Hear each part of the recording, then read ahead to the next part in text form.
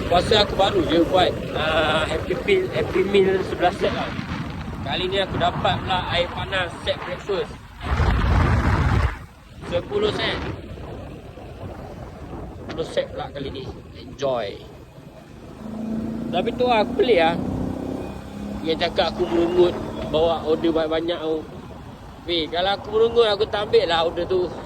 Buat apa aku nak menyusahkan diri aku lah ambil order banyak-banyak tu. Aku cancel je. Aku boleh je cancel, tak ada masalah pun. Cuma cancel kau punya cancellation naik tak cantik lah. Lepas tu ada yang cakap kalau aku tumpah kan, kalau aku jumpa customer yang tak okey, dia orang akan salahkan rider tau. Dia orang akan report tau. Customer yang faham okey lah.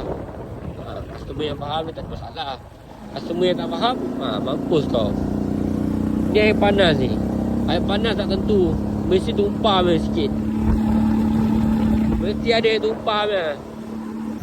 Beza dia kalau bawa air panas ni dengan air sejuk. Air panas ni senang tumpah lah. Kalau air McD ni dia mesti ada tumpah walaupun sikit. Tapi tu lah, kalau dapat customer yang faham okey lah.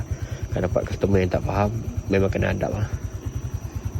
10 set ni makanan dia tak banyak pun. Makanan sikit je. Air susah bawa tu. Air yang leceh tu. Hantar pun boleh tahan juga jauh daripada McD.